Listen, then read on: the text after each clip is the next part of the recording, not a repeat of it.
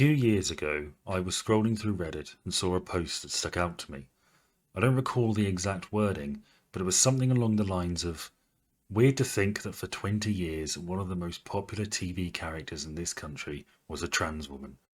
The character the post referred to was, of course, Coronation Street's Hayley Cropper, as played by Julie Hesmondhalgh, and it reflected a view I've seen a number of times since. In April of 2024, Twitter user Never Heard of Her posted, "Remember that time Corrie had a trans character and it caused such a stir people refused to call her a woman, boycotted the programme, and the whole country was in a toxic uproar about it? No, me neither. Simpler times." The general gist of these posts is that Hayley Cropper as a character could never exist today without major outcry, and the fact that she existed at all is an indication of how far back this country has fallen when it comes to trans rights. The national discussion around trans people has become so toxic that many now look back on Hayley as some sort of fluke of a bygone age, something that could never be replicated in today's climate without extreme backlash. Certainly the character broke new ground, not just for Coronation Street and British soap in general, but also for television as a whole, and it's an achievement in which the show continues to take immense pride. 10 years after her death, fan feeling towards Hayley Cropper remains one of almost universal affection, and her relationship with Roy Cropper, as played by David Neilson, is far and away one of the soap's most heartwarming and fondly reviewed. It's not uncommon that soap storylines have an impact on wider society, but it almost seems as though Hayley, the soap's first trans character and the longest running trans character in British television history, is a pivotal part of modern British transgender history. That, I think, is a pretty good summary of Hayley Cropper's legacy in the year of our Lord 2024. The thing is, though, for all the positive impact Hayley Cropper had, the story is both messier and more interesting than that, and is all the more impressive when we put it in its proper context. In this video, I hope to do just that. We'll take a look at where both trans representation and Coronation Street stood in the late 90s when Hayley was introduced. We'll discuss Julie Hesmondhalgh and her approach and attitude as an actress to the character that will forever define her. We'll look at the character's time on Coronation Street, how the show handles her gender identity and a few of the key storylines that followed, and we'll end by evaluating the legacy of the character and seeing just how much of that summary really holds up. You say you feel like a woman? Yes, I believe everything I do is feminine. I believe I'm a woman inside. Suffice to say, any attempt to summarise or detail the entirety of trans history in Britain would fall woefully short, as beyond the scope of this video or this channel. However, what we need to do before we get to Hayley herself is understand and place the storyline in the wider context of the times. Roberta Cowell, a former World War II fighter pilot and racing car driver, is widely considered to be the first woman in this country to undergo gender reassignment surgery in 1951. In 1952, the American Christine Jorgensen followed her, publishing her autobiography in 1967, which sold almost 450,000 copies.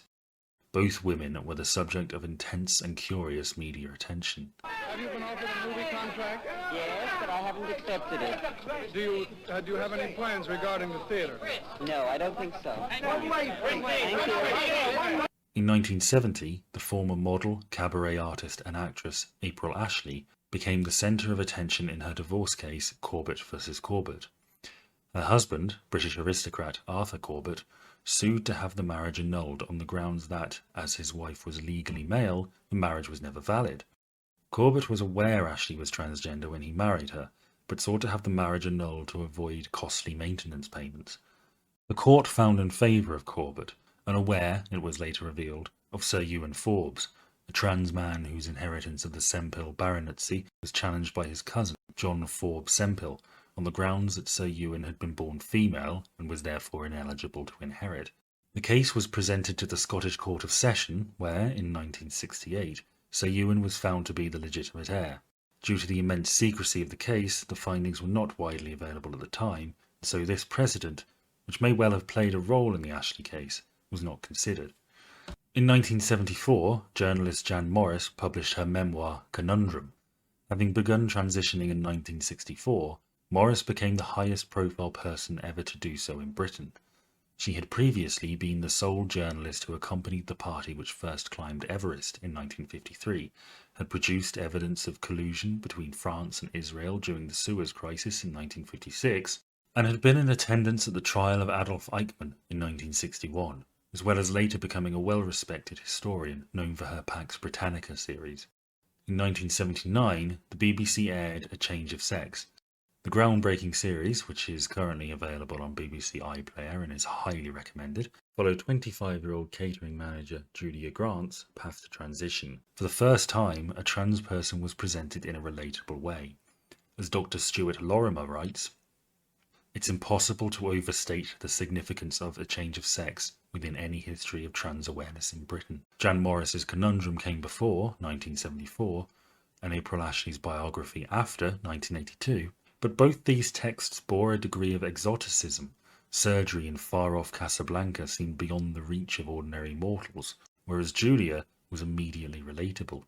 Not all views of the series are positive. Activist Helen Belcher described the series as zoo television, treating trans people as objects of curiosity. There is, I think, an element of truth in this, as there is in most, if not all, trans representation at the time. That being said, A Change of Sex is, I think, a positive and much needed addition to trans representation at the time. The series adds a human face to the trans discussion, and showing the process a trans person needed to go through at that time removed some of the mystery. In addition to this, the hoops Julia has to jump through and the establishment obstacles with which she must contend give a good impression of just how hard it is to be trans. The treatment from her psychiatrist at the Charing Cross Gender Clinic is particularly noteworthy. He's so combative, dismissive and difficult that it is almost difficult not to find him somewhat amusing. Well, I thought it was something permanent. I needed something to establish that I was doing what I was doing. It's a medical matter. It isn't a personal choice. See, once again, you're overstepping the mark, and I don't like it, one bit. Appearing entirely off-screen, one imagines his disapproval at the idea of a medical issue being discussed freely on television meant that he refused to actually appear. The doctor's rudeness towards someone in his care not only revealed the barriers people like Julia face from those meant to be on their side, but also engendered sympathy and became rife for parody, inspiring Dr. Ira Carlton in The League of Gentlemen. I'm willing to go private. Mrs. Peasley, you cannot buy my opinion as you would buy a used motor car. That is not the way we practice medicine in this country. Well, can I see another doctor? No! They won't take you. We'll do things properly if you don't mind. Though these examples might give the impression of a growing awareness of and sympathy towards trans rights from the general public, this is only partially true. Trans people were still rarely seen on screen, and the general perception of them as far as the media went was either as something perverse and freakish and used to sell tabloid papers, almost akin to the tactics of the freak show, or as an intellectual curio, more sympathetic to be sure, but still fairly limiting. When it comes to trans people at this time, the emphasis is very much on the word trans rather than people. Film and television contributes to this, of course. I've always suspected that the glorious and long-standing tradition of comedy drag plays a part in this, fostering a society that views any sort of transgression of gender norms, especially clothing, as inherently ridiculous. In cinema, films like Psycho and Dressed to Kill, both slashers, may not have explicitly had transgender characters, but they did utilise trans imagery to accentuate the deranged nature of their villains. The fact both of the killers are men who wear female clothing is considered yet another deviant behaviour. In 1988, the Thatcher government passed the Local Government Act of 1988, Section 28 of which stated, in part, that local authorities shall not intentionally promote homosexuality or publish material with the intention of promoting homosexuality, or promote the teaching in any maintained school of the acceptability of homosexuality as a pretended family relationship. We don't have time to get into everything here, but Section 28 was the cornerstone of the Thatcher government's moral crusade against homosexuality, and, by extension, anything they felt resembled it. Children who need to be taught to respect traditional moral values are being taught that they have an inalienable right to be gay. All of those children are being cheated of a sound start in life. Yes, cheated. As a result of this, we see a lot of pushback in the 80s and 90s from the LGBT community. The charities Stonewall and Outrage were founded in 1989 and 1990 respectively. In 1992, homosexuality was no longer classified as a mental illness. That same year, trans charity Press for Change was founded, followed in 1995 by Mermaids. This period also sees a change in trans representation on screen in things like Dog Day Afternoon and Twin Peaks. Even 1992's The Crying Game, infamous for its scene where Stephen Rea reacts to the fact that he almost slept with a trans woman by vomiting, doesn't portray that character in a wholly negative way. These portrayals are not overwhelmingly positive, and certainly the focus of most representation in this period is of trans people as the butt of jokes, like in Ace Ventura: Pet Detective. Oh my God! Einhorn is a man!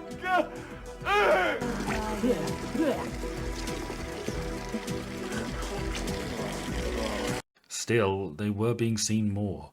And there were some genuinely positive pieces of representation, such as 1996's Different for Girls.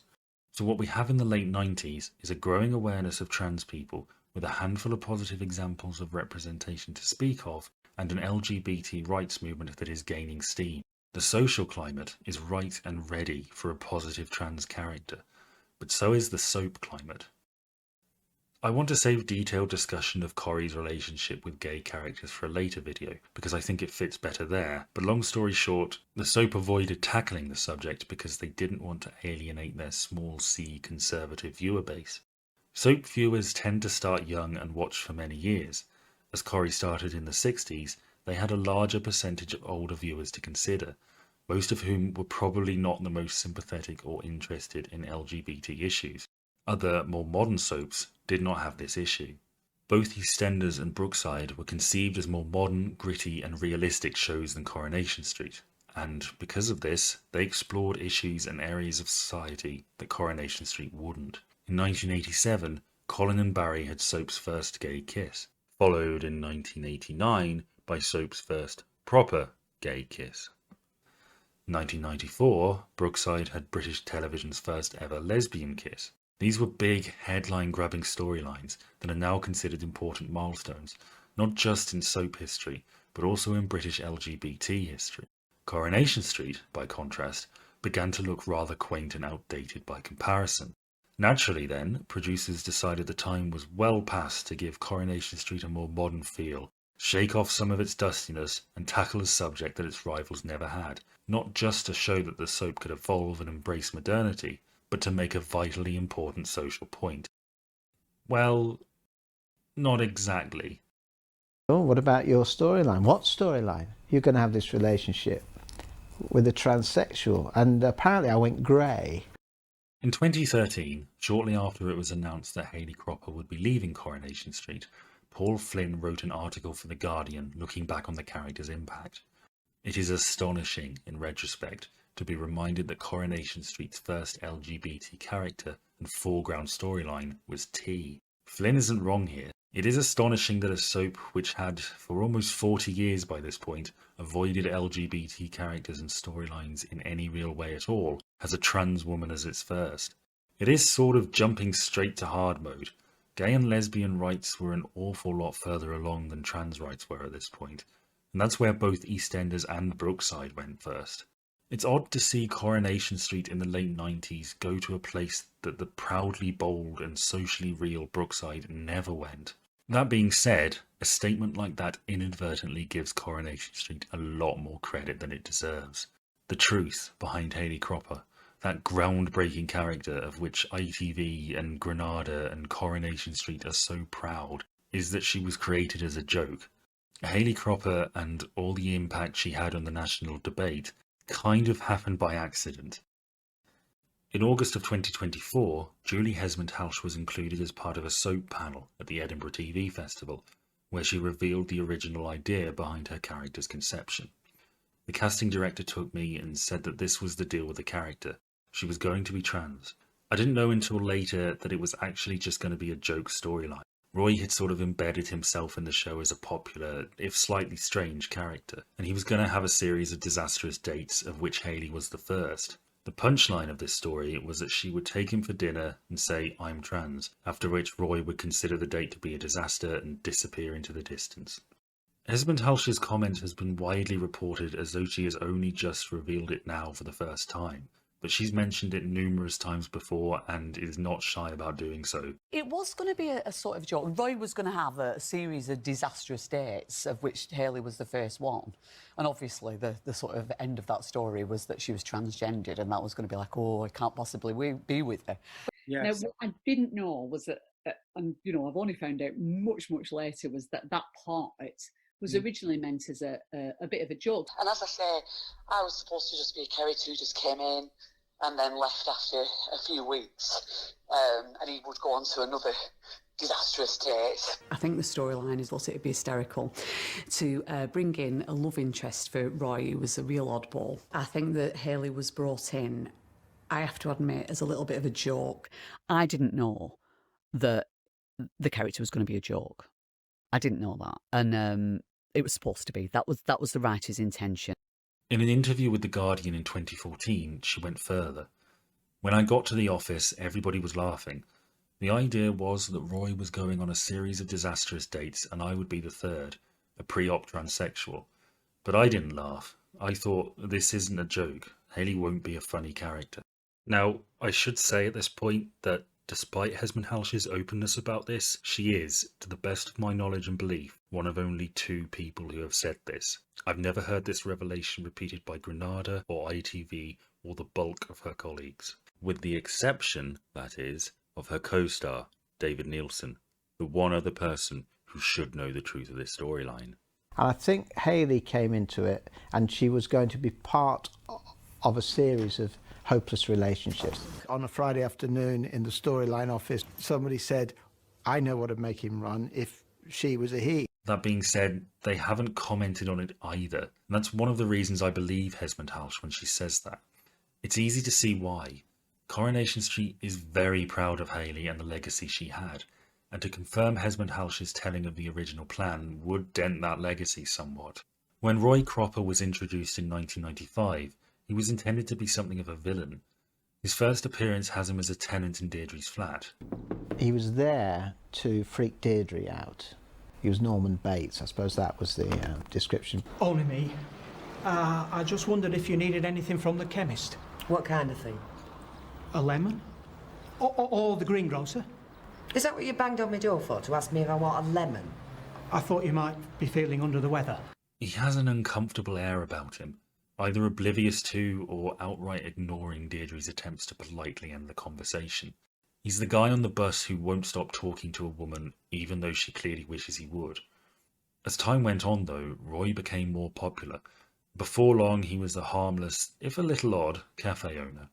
He's clearly intelligent and well-read, but speaks in a way that sets him apart from the rest of the street. People view him as a bit sad, a bit weird, a bit of a joke. He's different in a way which means he can't quite relate to people. This guy wears too many man-made fibres, stands too close, is generally hopeless. The definitive history of the Titanic, including passenger list and crew list. I can name them all. Right, yes, well... Much has been made of the idea that Roy is on the spectrum. While I'm certain this was not the original intent, the character certainly has drifted over to the point of Neilson himself embracing the idea. This is the character for whom Hayley's joke was planned. I can absolutely see how this was going to go. You open with Roy and Gail chatting in the cafe about the possibility of a relationship for Roy. He's awkward about the idea and suggests he would have no idea where to start looking. Alma either overhears or enters at that point, and mentions that there's a new girl working with her at Furman's Freezers who might be a good fit. She mentions how she's shy and quiet, and implies in a way that Gail and the audience pick up on but Roy doesn't, that she's a little bit weird. The two are introduced at Alma's dinner party and hit it off, but there's subtle little jokes about Hayley's quote-unquote true identity that the audience can make note of and is played as being weird in the moment. Maybe another character would be struggling to open a jar or something and Hayley manages it first try, I don't know. And then the two would have dinner. Hayley comically reveals herself and Roy would get up and leave. The next day he sees Alma and Gail at the cafe and he tells the pair what happened, Alma, of course, would insist that she had no idea. Roy storms off in a huff, leaving Gail and Alma to laugh at the situation. Oh, Roy, what are you like? I'm a transsexual.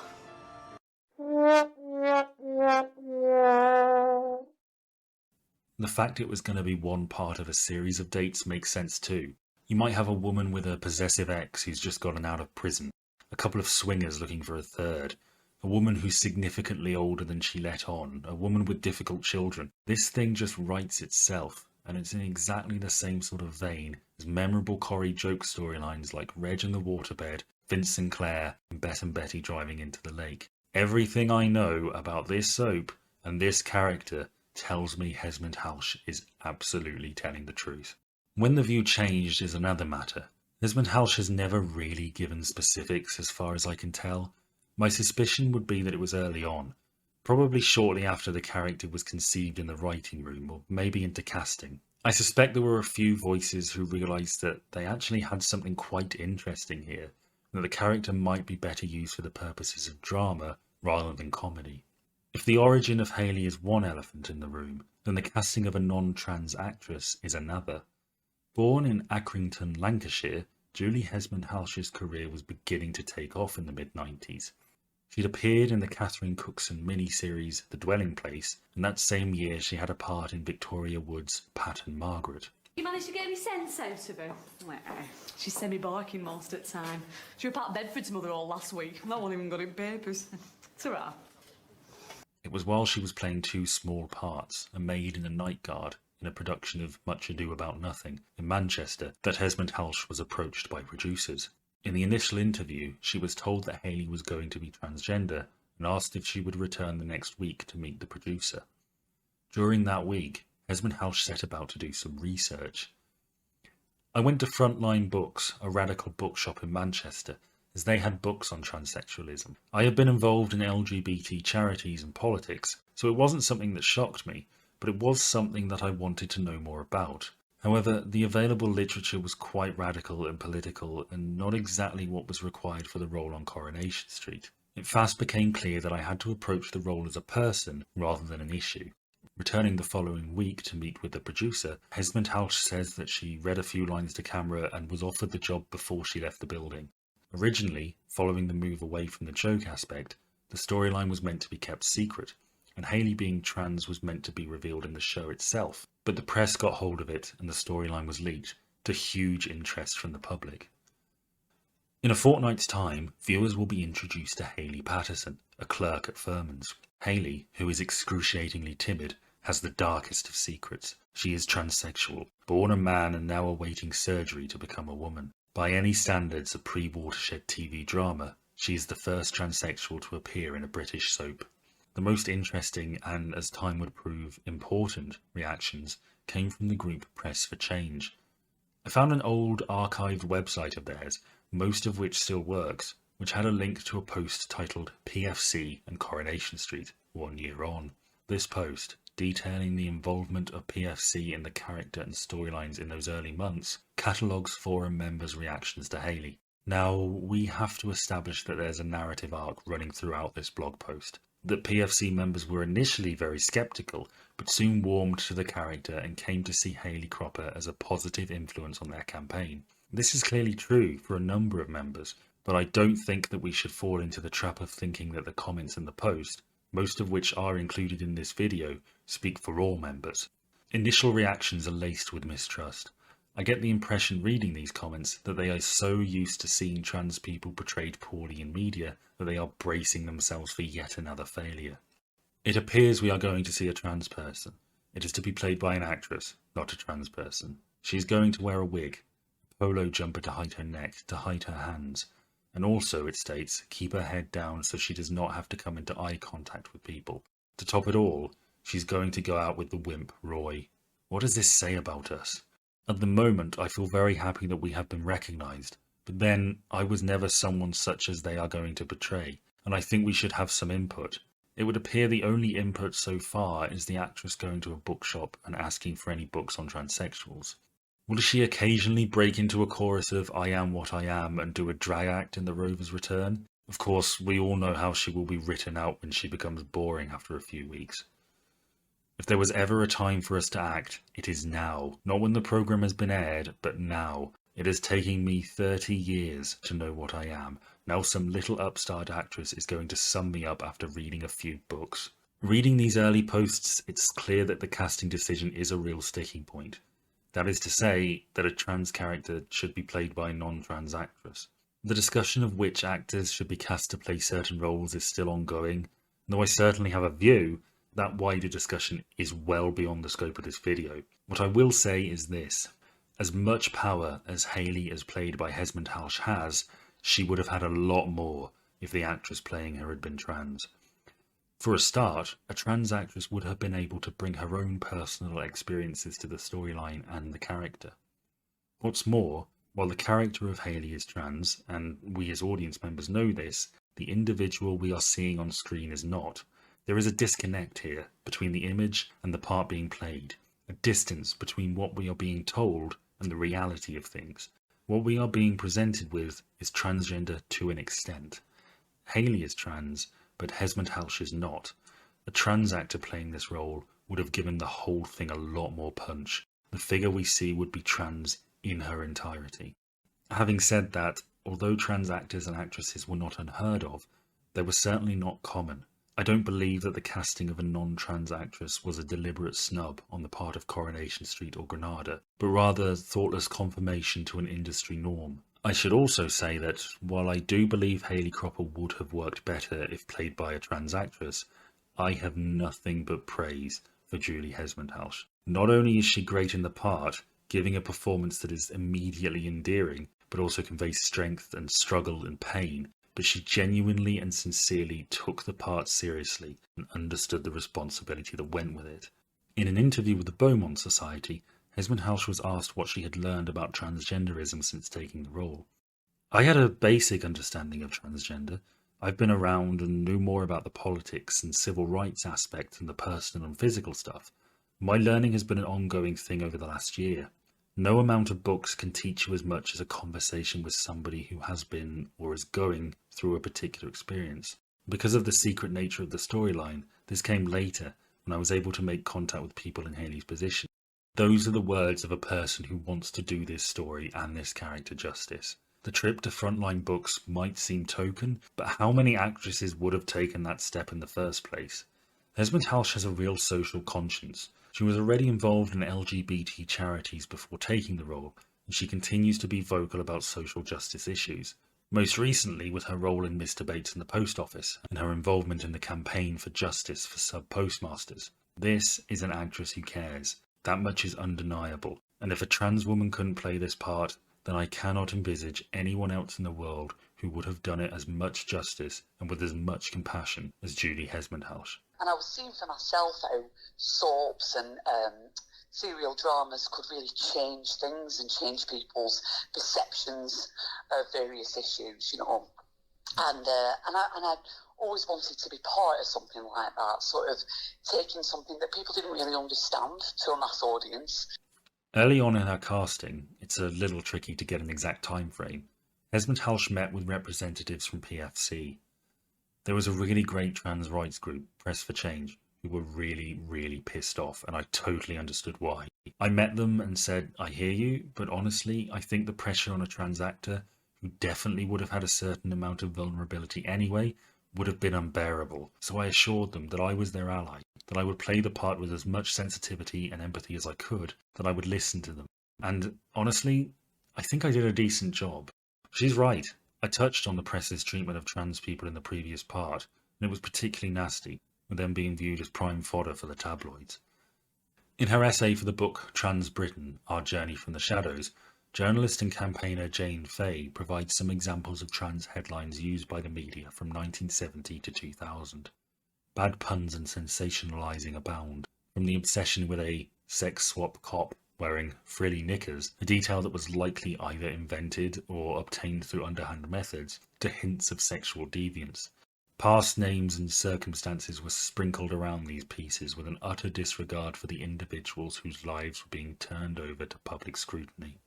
One of the more famous examples of a trans person being outed by the tabloids was the case of Caroline Cossey, a model who appeared in the background of a scene in the 1981 Bond film For Your Eyes Only. Following the release of the film, Cossey, also known as Tula, was outed by the News of the World. Yeah. Boy, aren't you copy. I'll tell you this. I hope you're getting paid for this, because you're sure selling. Just a few of the London tabs. Here you are, Caroline's Secret Battle. Look at this. Used to be a boy. I'm telling you, you never know anymore, do you? The article itself gives an overview of some of the ways in which trans people were presented by the media at the time. As Faye touches on, the issues include subheadings such as fake and shocked, simultaneously questioned Caroline's authenticity while promoting a sense of outrage to justify her exposure. Prurience, the focus on Caroline's breaststop, the pin-up illustration. Dubious practices, allegedly bribing individuals at a gender identity clinic to provide records. That last point may very well be true. The British press has always been rough, but their treatment of trans people may well be the industry at its worst. Tabloids regularly took it upon themselves to out trans people, usually by getting tip-offs from work colleagues or neighbours, which would then lead to a reporter turning up on someone's doorstep with an ultimatum of "tell us your story with pics or we'll publish anyway without your cooperation." We don't even need to look that far for a comparable situation in a soap. Colin's gay kiss in EastEnders was met with widespread mockery, criticism and disgust from the tabloids, with The Sun going as far as to call for the soap to be cancelled. There were questions in Parliament. The media reaction, the tabloid newspapers in particular, it was vile. The press went berserk. They wanted the show taken off, and if they weren't going to take the characters out, then the show needed to be axed. I think we have to acknowledge that it would not have been easy for a trans woman to have played this part, especially as the storyline originated as a joke, which indicates a certain feeling among the powers that be. Amanda Barry, who came out as bisexual in her 2002 autobiography It's Not a Rehearsal, talked frankly about her fears of the reactions of her colleagues. "I was terrified. There was an attitude that certain people wouldn't work with you. It was taboo." But what people did was they sold it to the press. So they tipped the press off, and the press then went, there's a story there. So they came, and my goodness, they did. And then, of course, the very same people who would have done that are the very same people who would have said, well, I'm not going to write somebody who's gay. So as much as a trans actress would have brought to that role, I don't think we can delude ourselves into thinking it would have had a happy ending.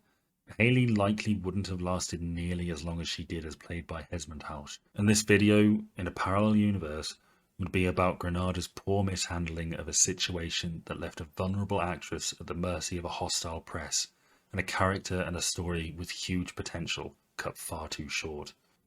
The view from PFC was still one of apprehension.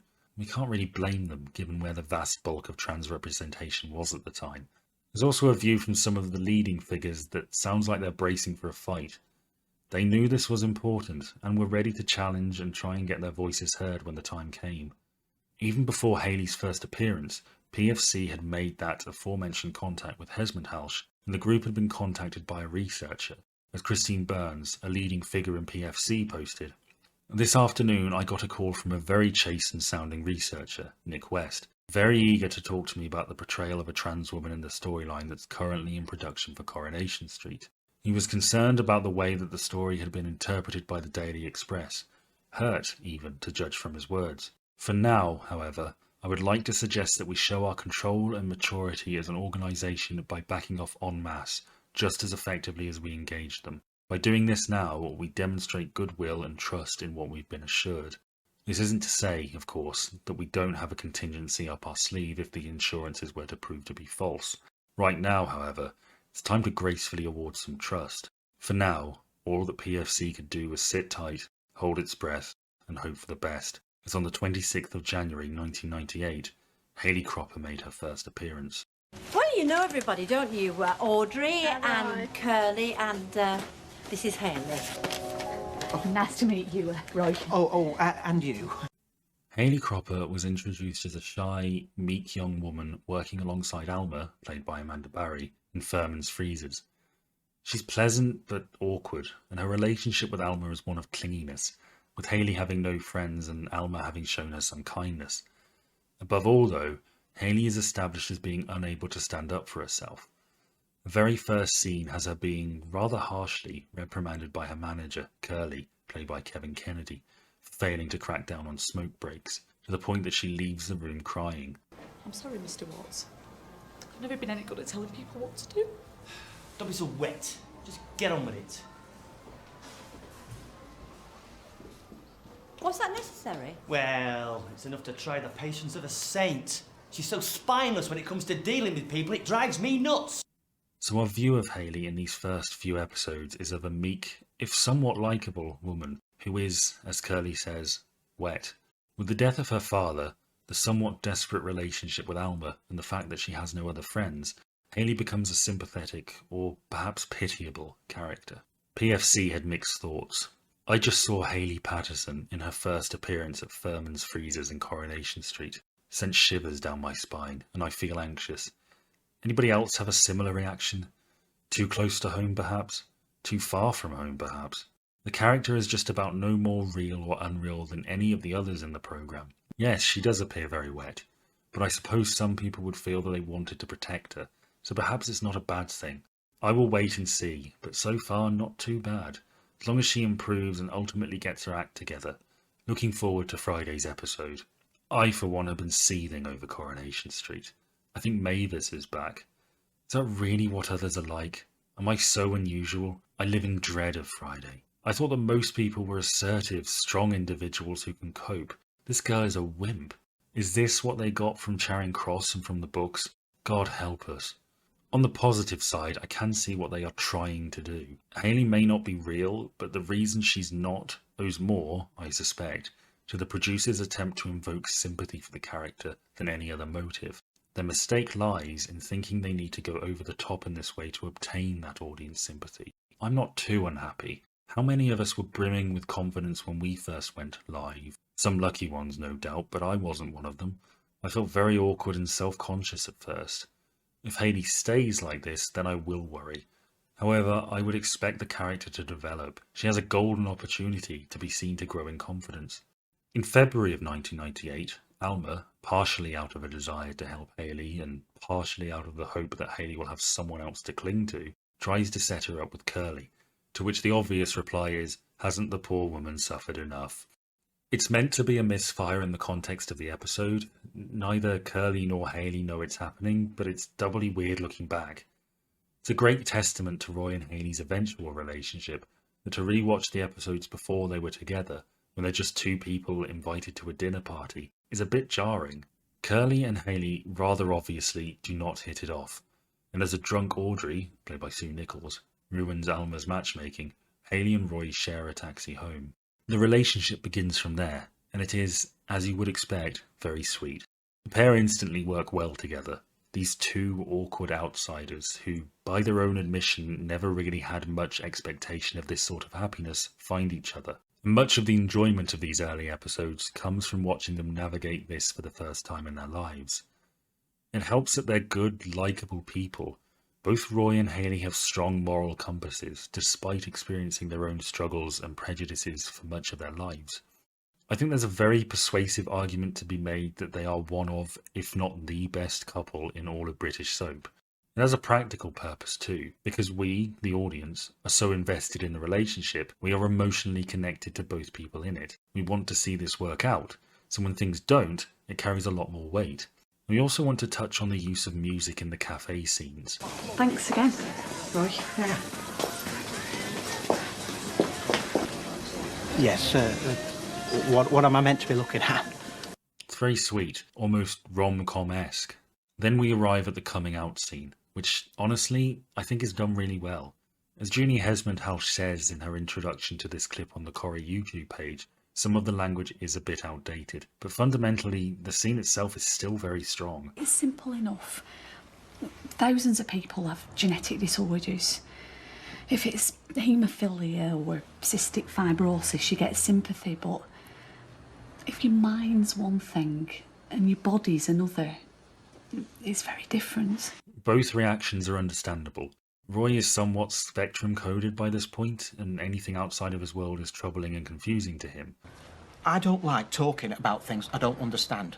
So I know what I'm used to. I'm interested in stamps and aircraft and trains. I sort things into columns. I like lists. Look, I am what I am. I've got my cafe, and I understand that. I live in my flat, and that's fine. Hayley, for her part, expects that this will end poorly, maybe even with violence. And though she's disappointed, she's not surprised. You're kind. You think your own thoughts. You're telling me something that I don't... I've never had a real friend before. No one bothered with me. I was neither one thing nor the other. I wanted someone to talk to. The scene gives, I think, a fairly decent summary of transgenderism, albeit the phrase woman by choice isn't particularly accurate or helpful. Reactions to Hayley's coming out were naturally mixed. Margaret Forward of The Express wrote of the story thus far and its potential future. No doubt it will all be beautifully done, but ultimately it's a question of whether it should have been done at all. A show as beloved as Coronation Street surely doesn't need such shock tactics. Ina Sharples will be spinning in her grave. Gary Bushell, TV critic for The Sun, had stronger feelings. Isn't this the dumbest street storyline ever? Producer Brian Park clearly doesn't realise that our senior soap's great strength has always been its depiction of normal people and universal truths. It makes more sense to see the plot in the context of TV's and Hollywood's constant desire to normalise deviance. Transvestites are always portrayed as witty, glamorous creatures, never sad gits suffering from arrested emotional development. With the controversial nature of the storyline and the period in which it was aired, you would assume that ITV and Granada were hit by a deluge of complaints. Apparently not. The Independent Television Commission received 10 complaints, which argued that it should not have aired before the watershed. To put that in context, PFC's archived blog puts the viewing figures for that episode at around 17 million. In early April, Hayley, having reconnected with Roy and the pair having started a genuine friendship, leaves for Amsterdam for her surgery.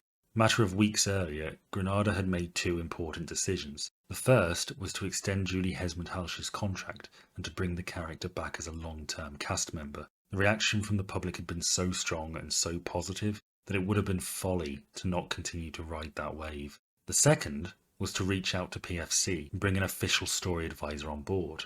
Though she remained anonymous at the time, Annie Wallace was the PFC member who, for around 18 months, advised Granada and ITV on elements of Hayley's story. She wrote a blog post on the old PFC forum named The Advisor's Tale, where she discussed, briefly, her early involvement with the show. We had a 2-hour interview in which just about everything was discussed. Future plans for the character, her background and story ideas. Some things were obvious. We discussed her appearance and her manner, and so she got a bit of a makeover for her reappearance abroad. My own past was gone into extensively, and it was all put down on tape. This tape was later transcribed for use by the scriptwriters. We got on very well, and when we parted, we agreed to keep in touch, and I was made aware that any ideas or input I wished to contribute would be very welcome. One of my biggest rewards is to see the public's eyes opened a little more, and to see the pleasure people get from a character I'm very fond of, but certainly didn't create. In Amsterdam, Roy and Hayley grow closer, and after some trepidation, she decides to come back to Weatherfield with him. Please contact the airport information desk. This target car 4 traveling to Burma. Airport information desk, please. It's a scene straight out of the rom-com book of conventions for a couple that is anything but that only strengthens the moment. It's sort of impossible not to be rooting for the two of them. The first scene of them back is the passport issue.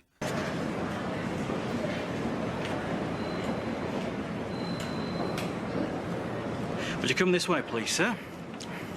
Not you, sir. You, sir. Probably something Annie Wallace influenced, but while one PFC forum member had issues with its realism, the moment helps relay how the system is not designed to support transgender people. Bureaucracy fails because it was not designed with any awareness of Hayley's existence. After the passport issue, though, we get the first kiss and the proper start of the relationship. It's yet another really touching scene of two awkward people trying to navigate a situation which is alien to them both. But you would have to be very patient with me. See, it's not something that I'm comfortable with. I mean, not because of you being you, but, well, because I'm me, really. This is also the case for their first time going to bed together. Again, note the use of music.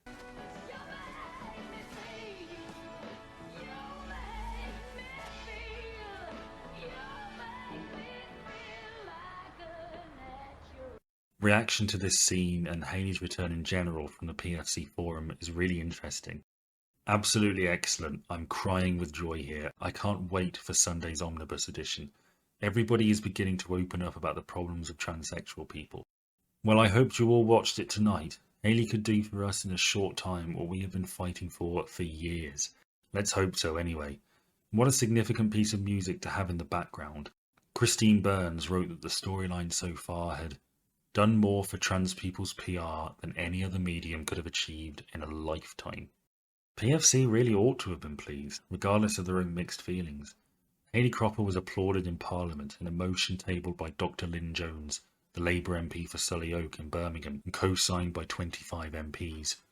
That this House congratulates the scriptwriters, actors and producers of Coronation Street for their sensitive and realistic portrayal of Hayley, a transsexual woman. Is particularly pleased that Granada consulted members of groups representing transsexuals about the day-to-day problems faced by people who are suffering from or have undergone treatment for gender dysphoria, notes the surprising but satisfying lack of media hysteria about the Hayley character, gives special regard to Julie Hesmond-Halsh, the actress playing Hayley, who has made so much effort to find out what it is to be transsexual, and hopes that the government will soon see fit to guarantee transsexual people full civil rights, including the right to correct birth certificates and enter into marriage, so that Hayley and Roy will, like any other couple, be entitled to make a state-recognised lifelong commitment to one another if they so wish. After leaving Furman's, Hayley begins working at Mike Baldwin's factory. That first day is really noteworthy to me because it demonstrates so clearly just how well the writers have made Hayley a sympathetic character. It really does feel like a child's first day at school. Roy walks with her to the factory and makes her a packed lunch, but doesn't want to embarrass her in front of her new colleagues. We, the audience, are as apprehensive as he is. Hayley is vulnerable. Will people pick on her? Will she be okay? Will anything bad happen? Will she make friends? Will people like her? The soap has done such a good job of making Hayley a character towards whom we feel sympathetic and even protective that when things go badly, which of course they do, the story is so much more effective for the groundwork having been laid so well. Eventually, of course, Hayley's secret is revealed. There's an issue regarding emergency tax, the forms for which are sent to her employer, Mike Baldwin, played by Johnny Briggs, and reveal her birth name, Harold. Initially, Baldwin views it as a computer error, but Alma, his wife, accidentally explains that it's not a mistake at all, and that Hayley is transgender.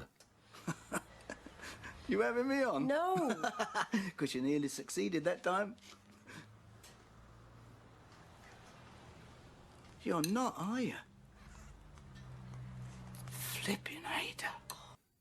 At the time, there were no legal protections for trans people. They could claim unfair dismissal, but essentially their employer could dismiss them for being trans, something that they wouldn't be provided protection from until 2003. Baldwin's reaction is really interesting.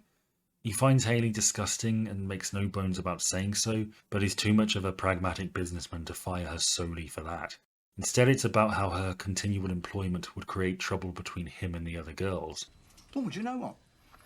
I reckon if they found out, they could probably sue me. They wouldn't be at all pleased, I'll tell you. No.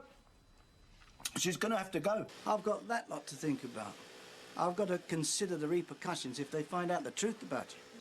The point being that, despite Hayley being the best worker he's ever had, and his own personal objections to her not being that overwhelming, external social pressures means that he chooses to fire her, and does so with only a little regret. He's led by money, which in turn means that he's led by pressure from his workers' disapproval. He doesn't care enough to push back and views Hayley as a joke anyway, so he fires her. With Hayley being popular with the other machinists and Baldwin being widely loathed, the rest of the workers stage a strike, which, combined with pressure from Alma and Roy, force Baldwin into giving Hayley an option. Hayley does return to the factory, but despite resolving to tell the others the truth, can't quite bring herself to do it. All the while, Baldwin relishes in alluding to it. When Hayley does reveal the truth of things, Baldwin goes out of his way to say that he didn't tell anybody anything, The only one who said anything was Hayley. It means that he knows that I'm a transsexual. That's what you mean, isn't it, Mr. Baldwin? You said it, darling, not me. There's a couple of interesting things here I want to talk about. Firstly, Hayley is weirdly naive when it comes to predicting how people will react. You'll cause a riot. There'll be one or two find it hard to take. One or two, they'll be out of that factory quicker than you could spit. What do you mean? They refuse to work with you. They wouldn't do that. In a sense, I can't really imagine that any trans woman would be under any illusions at this point, but Hayley's view serves as a way to illustrate that, despite these people once liking her, the moment she is open about who she really is, they turn against her. These people were once striking to have her back at the factory. Now they're talking about striking because she's back at the factory. While some people are supportive, Martin and Gail Platt, Dawn Wilson and Helen Worth respectively, and Alma, most people find the situation unsettling and worthy of gossip. Toya Battersby, played by Georgia Taylor, is presented as a liberal, compassionate and intelligent young girl. While she is supportive of Roy and Hayley, her initial feeling is one of discomfort. Listen, I think it's dead cool about you and Hayley. I mean, she doesn't even look like a fella, does she? Janice Battersby, played by Vicky Entwistle, and the bulk of the factory girls aren't chomping at the bit for Hayley's blood and do step in to defend her from the more bigoted comments, but they still laugh uproariously at the jokes. Liz McDonald, played by Beverly Callard, reaches out to Hayley right at the start as a gesture of support, but on that first day back at the factory, she can only flash an awkward smile at her. It is, I think, a fairly realistic response. Most people are not dyed-in-the-wool bigots. Most people are not going to go out of their way to intimidate or threaten people like Hayley. But they aren't going to embrace her either, and they will, more often than not, dismiss the reality of Hayley's humanity and experience out of hand. Going back and doing research for this video, I was kind of stunned by how little the arguments made had changed. Because in her head, she's been a woman all her life. Well, in my head, I've been a millionaire all my life. Hasn't made me one, though, has it? The toilet debate even gets focus. I had no idea that was as old as it was, but no, there's a scene where Mike Baldwin glares pointedly at the women's toilets. They spend half their time in the toilet, don't they? Yeah. Which one, though? And it becomes a major sticking point for Linda. Problem is, you're a fella in women's bogs. I'm talking about germs and whatever else fellas leave on bog seats. I also think it's worth noting just who the characters most antagonistic towards Hayley are. Mike, Les and Linda are not likeable characters. They are written to be unpleasant, each with a plethora of negative traits and characteristics. We may enjoy watching them, but we are not expected to identify with them. If they have strong views on a subject, then more often than not, they are meant to be wrong. If characters like Ken Barlow, played by William Roach, or Rita Sullivan, played by Barbara Knox, had been vocally anti-Hayley, characters who are written to be warm and understanding and intelligent, then things would be different. Designating these three characters as the biggest and most virulent voices of anti-trans sentiment, Coronation Street has demonstrated clearly where it stands on the issue. In addition to this, each of the three represents a different kind of social opposition to trans people. Baldwin is work-based. People will be less comfortable hiring you if you're trans. Businesses will avoid you in case they're hit financially. Battersby is the Gary Bushell type of tabloid blokey resistance, deeply uncomfortable for reasons he doesn't quite understand and viewing the whole thing as a bawdy joke. Sykes is the more malicious reaction. Trans people are not to be associated with and are genuine existential threats. Roy's reaction highlights one of the key components of the backlash against trans people. They think I'm desperate, probably, because I can't find a real woman. He's concerned how people will view his own masculinity in light of the reveal. Though he puts these feelings on others rather than himself, when it comes down to it, there is a part of Roy which feels less like a man because his partner is not a real woman. It's an uncomfortable scene, but I think it's important Coronation Street reflects this. Roy loves Hayley, but there is still this unease. Despite everything, societal norms around gender and masculinity are still preventing Hayley from being totally accepted as who she is by her partner. Had Roy reacted with total support, the storyline would have been weakened, I think, and this more natural and realistic, albeit somewhat hurtful, reaction reflects both the involvement of PFC and demonstrates the strength of a writing team who now understand how to play this story best. It's important that we, the audience, get to know Hayley before we know her as trans. If she'd been introduced as such, then we wouldn't have had those weeks of getting to know her as a person, and there'd be less support to work with from the audience. That relationship would not be as strong as it otherwise would be, and the character would be viewed as trans first and a person in her own right second. The way Hayley has been written up to this point is a really great example of cultivating an emotional attachment on the audience part. Really textbook stuff, and soaps do this really well all the time. It's very basic at heart. Hayley is introduced as meek and vulnerable, and we feel a bit sorry for her. Then she begins her relationship with Roy, a popular character, and we become invested in the couple and protective of them both. When she reveals she's transgender, Hayley has endeared herself enough to the audience that we react positively. When she and Roy are separated by his reaction, our investment in the relationship means that we want the pair to reunite. As the relationship progresses, our emotional attachment grows. By the time Hayley starts work, we are in two minds about the whole thing. In equal parts, we are Roy, fretful, protective, concerned as to how others will treat her, while at the same time we admire Hayley's courage and determination to live a normal life and not hide away. The time frame is also really important here. This isn't a film, it doesn't take place over a few hours. Coronation Street has had months worth of work leading to Hayley's public outing. Watching Hayley's treatment at the hands of her colleagues and employer, audiences feel two emotions, anger and sympathy. Emotions that they are now more likely to feel about real trans people, not just one fictional one. Coronation Street had successfully introduced a trans character in a way which made the public like and respect her, as well as highlighting the obstacles she faced. For a public who mostly knew trans people from the tabloids and negative portrayals in fiction, it must have been incredibly eye-opening. Now, having said that, we shouldn't believe the perspective from the writing team had totally shifted away from comedy. Throughout Hayley's time on the soap, there are frequently little jokes made by characters at her expense, not just from characters meant to be viewed as antagonistic, like Tracy Barlow, played by Kate Ford. Very kind. Right, lads. Well, you're just going to have to learn to love me with me new right look. Get off. Come on, I'll try and sneak you upstairs. You can borrow one of Roy's razors. Or one of Hayley's. And in a sense, this is sadly realistic, certainly for these characters in this era. Hayley is never fully accepted by everyone. They like her and regard her as a woman, but aren't above making jokes about her behind her back. However, I can't help seeing these scenes as the writers being unable to resist the temptation of an easy gag. Blanche is an especially egregious example of this. Despite personally loathing the character, I swear I account for like half of the views on this clip of her falling down the stairs. Blanche Hunt, played by Maggie Jones, is a fan favourite character for her tell it like it is attitude. And you can call yourself what you like, but I'm not letting any fella who wears women's underwear anywhere near my flesh and blood. They've already been told they can't adopt, haven't they? Because he's a loony and she's a man. The writers are very much aware of Blanche's reputation amongst fans.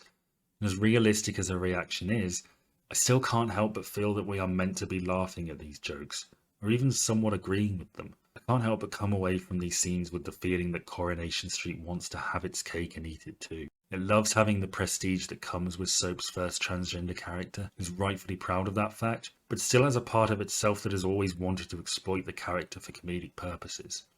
It's not just the jokes made at the character's expense that raise some issues. In his book, Transgender on Screen, John Phillips is particularly damning of the comedic elements of Hayley Cropper herself. Roy and Hayley have become the Laurel and Hardy of the programme, and consequently, the serious issue of Hayley's gender has been progressively eroded, overshadowed by her potential as comic relief from the darker scenarios that increasingly dominate Coronation Street storylines, and thus has the sexual gender otherness of Hayley Cropper displaced onto a more anodyne, eccentric other. And as in all the examples of comedy we shall be examining in this book, the threat of transgender is similarly diffused by a comic treatment that is ultimately just as mocking and dismissive of the subject as pantomime. I don't completely agree with Phillips here, but I can't say I don't see his point. Roy and Hayley do morph fairly quickly into comic relief characters, but I don't view this as a point of major concern in the same way he does. Roy and Hayley are a comedic double act, but I think it's unfair to characterise them entirely as comic relief. Fred Elliott is almost entirely a comic relief character. Roy and Hayley are not. He's like 85 to 90% comic relief, they're more like 40 to 50. Hello, little budgie! Please don't frighten him. Oh, sorry. It does the characters a disservice to characterise them entirely as comic relief. Their story and arc, I suppose, is about acceptance. Two people who, for their own respective reasons, are on the peripheries of society, but who are gradually accepted more and more over time. That being said, they are more comedically coded than other characters, and a lot of the time we are supposed to find them funny as a sort of pair of weird, nerdy oddballs. Oh, if you like, there's a couple of pamphlets I could read afterwards. Pamphlets? Or sermons, actually, of the period. They used to preach them on the eve of battle to bolster the troops. And how long will that take? Oh, only be one of the short ones, 1 hour instead of the usual 2 or 3. The royalist preachers used to stress the kingship of Christ. We also disagree that Hayley's trans identity takes a back seat later on. For a start, a trans person is still a person, with a whole heap of other characteristics and nuances. And while being transgender is a big part of who Hayley is, it is not the sum total. Secondly, Hayley was on the show for 16 years. I don't think we can expect her every moment on screen to be dominated by her gender identity. More to the point, her transness does feature as a cornerstone of major storylines for the character across her time on the show. Many of them would be considered politically charged. You've got to see it from her point of view. No, I haven't. No, just for once I'd like somebody to see it from mine. As I see it, there are really 3 things worth looking at regarding the rest of Hayley's time on Coronation Street. Roy and Hayley's attempts to foster a child, their 2 weddings, and Hayley's death. The fostering storyline has always struck me as particularly interesting. After babysitting Sarah Platt's baby, Bethany, Hayley suggests that the couple look into adoption. Well, we could take a child that nobody else wanted. Us? How? Well, there's all sorts of ways, isn't there? Fostering, adoption. The issues surrounding Hayley's gender identity are dealt with really early on. In November 2000, during a home assessment, Hayley can't say how she'd explain her gender identity to a child. What would you tell a child in your care? How do you mean exactly? Would you tell them about Hayley's past life? Are you fully prepared for what a child might have to deal with? This initially appears like it might be a stumbling block, but ultimately the main focus becomes the flaws of the fostering system. Fizz, played by Jenny McAlpine, mentions that couples have fostered her in the past purely for the financial incentives. Wayne, played by Gary Damer, is abused by his stepfather, and Roy and Hayley end up taking him on the run after making numerous attempts to help him through the official routes. It's really a story about 2 good people trying to navigate a system that often seems to be rife with bureaucratic boundaries. The one thing that stands out to me most about this storyline is that it should have been explored further. Roy and Hayley as parents has so much potential in my eyes, purely from a character standpoint. How do these 2 raise a child? What does that look like? How do they face the usual challenges of parenthood? What new challenges do they face? There's so much there, so much potential, and it's not taken advantage of. I think it's a big missed opportunity. They do become surrogate parent figures to a number of other younger characters, Toya Battersby and Sarah Platt to name but a few. The best of these is easily Becky Granger, as played by Catherine Kelly. Introduced in 2006, Becky became the wild child third to the Roy and Hayley couple. They're such a great trio. Becky could very easily be an unlikable character, loud and brash and drunken, but with Roy and Hayley, her story becomes one of redemption and growth. Look, good things can happen to me now, and they couldn't before. I was the muck on people's shoes. They give her stability and security, and in return, she stands up for them and brings them out of their shell a bit. It's always great to see characters from 2 very different worlds interact, and all 3 of these characters are great in this setup. There's also 2003's Hayley Cropper storyline. Tracy Barlow gets Roy drunk on a dare after Hayley leaves him to visit her aunt and tricks him into thinking they've slept together. She finds out she's pregnant with Steve McDonald's child, and as he's engaged, passes it off as Roy's, who then buys the baby with Hayley. I wondered about Patience. Patience? Patience Cropper? Yeah, I like it. Well, it's what we've had to be, isn't it? Waiting for this day to come. Patience. I've never liked this storyline. It's mean-spirited and vicious. It's weird to essentially present the story as straightforward rape. It's just nasty and unpleasant, and the only reason I mention it here is because it would be weird if I didn't. In 2007, Coronation Street introduced Christian, Hayley's son from a previous relationship. The storyline was brief, but did touch on Hayley's difficulty being honest about her past. One of the main takeaways from this story is that it retcons the scene where Roy and Hayley sleep together for the first time, and they both confirm that they are virgins. This inherently special moment is kind of ruined in hindsight because Hayley is confirmed to have lied. Even Julie Hesmondhalgh doesn't like the reveal, saying, "I hated the storyline with my son.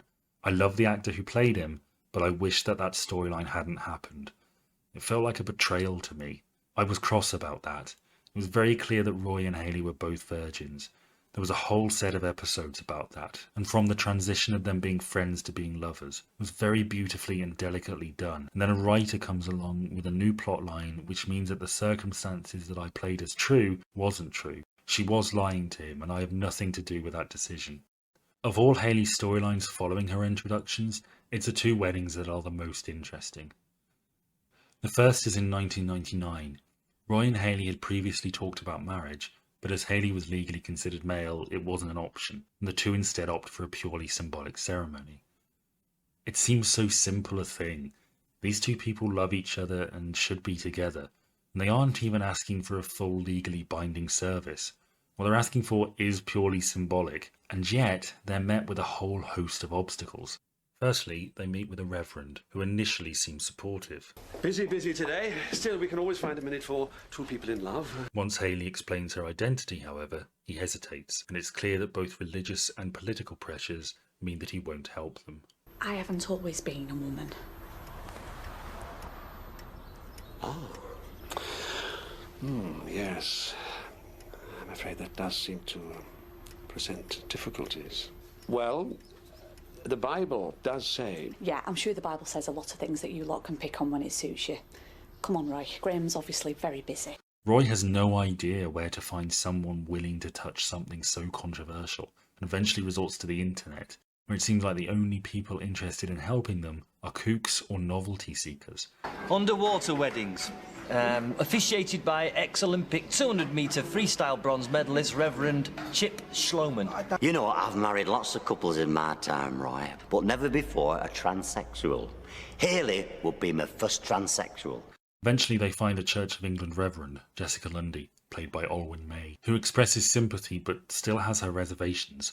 The fact she finds it a crisis of conscience is really interesting in and of itself, because Roy and Hayley are exactly the sort of people who should get married. They're loyal and caring and deeply in love with one another. In 2001, there's a Mr. and Mrs. quiz at the Rovers, and Roy and Hayley win it, apparently with a clean sweep.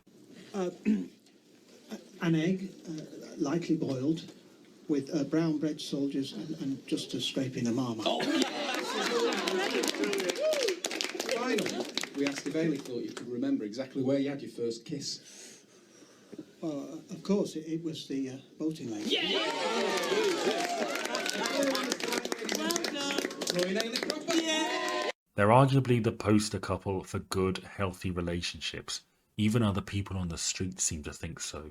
You're still my favourite couple, you know. I know one man you couldn't get into bed. Who? Him. I could. I used to think the same, even tried chatting him up myself once, but there's one man who's genuinely loyal to his wife. If there are two people that the Church of England, a religious body that essentially champions the institution of marriage, should support in getting married, then it is Roy and Hayley. There's a political angle to this too, though. Reverend Jessica needs to consult with her superiors when she's deciding whether to preside over the ceremony, and she mentions herself that, as a woman, she needs to pick her battles. These things can't be done lightly. The Anglican Church sets itself up for enough criticism. The thing is, I'd be criticised either way. Only you see, because we're women, people think we're obliged to be more lenient, having only just been accepted ourselves. And I'm very sensitive to that criticism. While the Reverend eventually does agree to marry the couple, Les Battersby tips off the tabloids, and Roy and Hayley are unable to marry in a church, instead doing so at the cafe. All Roy and Hayley want to do is have a symbolic ceremony, but even that seems like too much to ask for. The situation is presented as innately political by almost everyone save the bride and groom. The pair are asking for so little, yet must overcome so much. There is cause for positivity though. Just as much of the community rallies around the couple, so did many of the viewing public. And so then, when the law was very different and everything, I'd be in like supermarket and people would be saying to me like, "Oh, when are you two getting married?" And I'd be like, "Oh, we're not allowed. You know, it's illegal." And they'd be like, "Never mind that." And I always said that's the way to change the world. You know? People wanted to see Roy and Hayley get married. It seemed crazy that they couldn't. Coronation Street had once again introduced millions of people to a problem that they likely never considered before. For most of them, getting married was a natural and important part of their lives, a moment of immense importance. Roy and Hayley couldn't have that. Many viewed that as profoundly unfair. It's not for nothing that some have argued that Hayley played a part in the 2004 Gender Recognition Act, which meant she would be considered legally female and therefore able to marry. I think there may well be something to that. And if there is, then it's certainly the crowning achievement of the character. The second wedding in 2010 has a much different tone. This is a full legal wedding with the entire community entirely behind them. Well, save for Mary, played by Paddy Clark, who sabotaged the wedding train. The only obstacle the pair face this time around is prompted by jealousy rather than transphobia. Hayley gets a hen night, just as she did last time. One thing that both these weddings present is the idea of Hayley finally becoming one of the girls, as a measure for full inclusion and equality. As Dorothy Hobson puts it, shared ideologies of femininity become the major driving force for the storyline. The key difference between these two weddings is that while the first is all about the obstacles Roy and Hayley must overcome to have something so simple, the second wedding is a celebration of the fact that they have overcome those things. Much changed in the 11 years between these two weddings. Not just the 2004 Equality Act, but the general mood towards LGBT issues. Roy and Hayley have not moved. The world just caught up with them. We have remained still, and the world has turned to meet us. My message to you, Hayley, is this. The world can change its rules, its laws, and its opinions as frequently as it chooses. But I will remain standing beside you. That will not change. In 2014, Hayley took her own life after being diagnosed with terminal pancreatic cancer.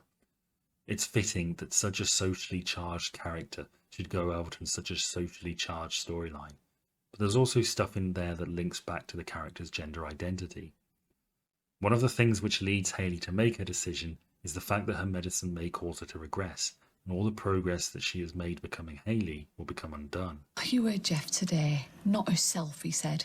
He used that expression. I knew exactly what he was saying, and you and I both know that if I'm not myself, I might think I'm Harold. If I've spent decades of my life fighting for the right to live as Hayley, why are you making me fight for the right to die as Hayley? Hayley's death was hugely well received, winning 6 awards at that year's British Soap Awards, including Best Actor, Best Actress and Best Storyline. Hers is a story about finding strength despite the obstacles, and her illness is, in some ways, another obstacle against Hayley being Hayley. It's almost as if the universe itself, in the form of her cancer and her medication, is hell-bent on forcing her to conform to her assigned gender. In terms of her decision, it's a reframing of Hayley's trans journey as the agency to be true to yourself and to have the courage to live your life as you choose. Hayley's death is the final part in that journey. She is the master of her destiny and has chosen to walk her own path rather than conforming to the narrow expectations of society. The perfect ending for this character would be for her and Roy to leave together. But if we can't have that, then this is a pretty close second.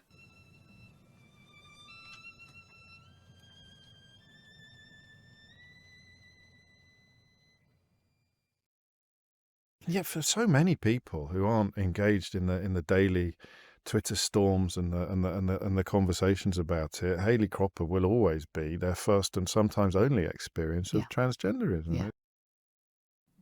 John Phillips, author of Transgender on Screen, is not quite so full of praise for Hayley Cropper. Whilst the initial problems of a sexual relationship between a heterosexual male and a male to female transsexual are sympathetically explored, There is never any sense that gender binaries are being seriously challenged. Phillips, again, isn't totally wrong here, but I think it's too much to expect of Coronation Street to expect that Hayley would be the gateway into the soap's serious discussion and analysis of gender identity. Hayley wasn't even meant to be a person. She was a punchline. The idea that Coronation Street would ever attempt what Phillips seems to want is kind of insane. What Hayley became was a representation of the trans experience. Perhaps not an exceptionally deep one, but a good introduction for the general public, many of whom would have had their own preconceived notions on the issue. Judging from the response and the character's continuing popularity, she succeeded. My workplace had a sort of community day recently, where members of staff were encouraged to give talks on various topics which interested them. One of the ones I attended was about trans representation in history. Once we arrived, we were asked a question. How many famous trans people can you name from more than 20 years ago? Each and every one of us gave one answer. Hayley Cropper. That's influence. That's significant. In a sense, though, it's also sad. So if this video leaves you with anything, then I hope it's this. Trans history in this country did not start with Hayley Cropper. It's a rich story with some truly fascinating people. Roberta Cowell flew Spitfires and raced cars at a competitive level. You could get a whole mini-series out of either the April Ashley or the Sir Ewan Forbes court cases. And Jan Morris was one of the first people to climb Everest. Yes, Hayley Cropper is important, but she's not the only pioneer.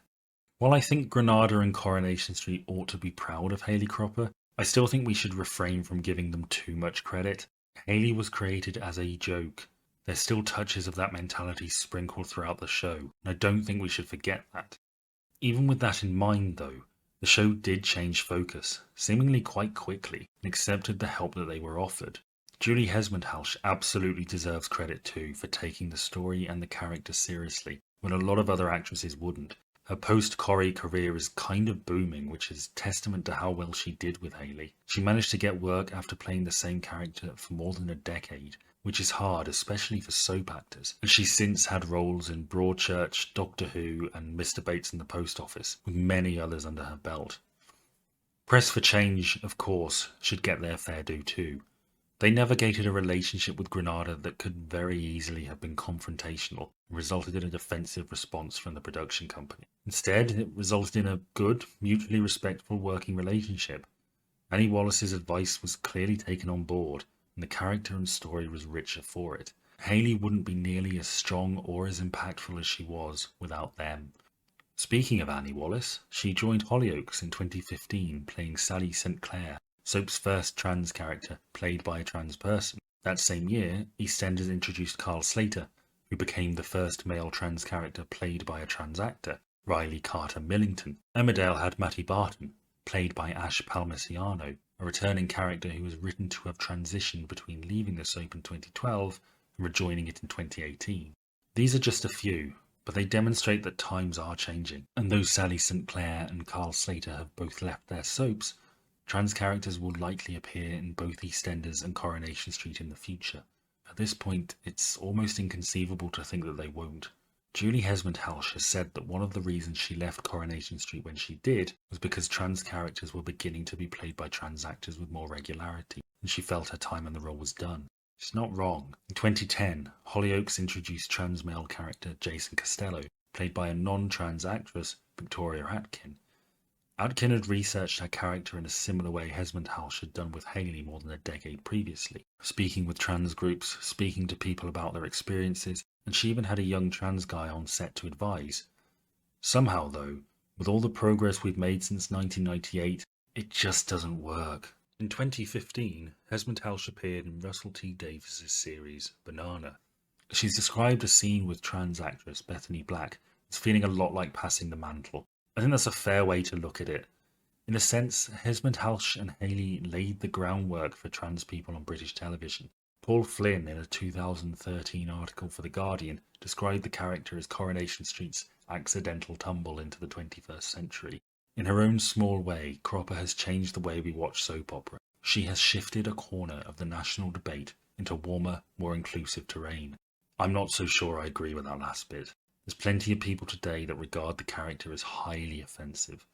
During research for this video, I stumbled upon a blog which referred to her as a Trojan horse for the trans movement. And one of the replies to the tweet I mentioned in the opening called her the first opening salvo in the gender war. That is really depressing. Things like that make it hard to see the impact that Hayley had. I can see why people feel like we've regressed, but I can assure you, the late 90s were no heady halcyon age of trans acceptance. These voices seem so much louder today because we're exposed to them more than ever via the technological interconnectedness of all things. If you look at the history of women's rights, and of civil rights, and of gay rights, then you will begin to notice a pattern that repeats itself. If history has taught us anything, then it is that we will get there. Sooner or later, we will get there. First they ignore you, then they laugh at you, then they fight you, and then you win. Or we're actually in the then they fight you part at the moment. Hi all, thanks very much for watching. I'm really happy with this one, and I'm just sorry it took so long. I've had some personal stuff recently which has gotten in the way, but rest assured I'm not going anywhere anytime soon. I want to thank my 4th tier patron, Luke Willens, for his support, as well as all my other patrons.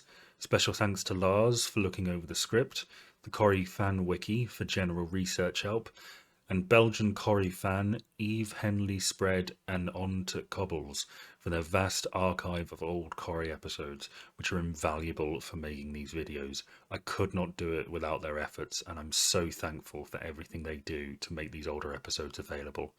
Thanks, bye.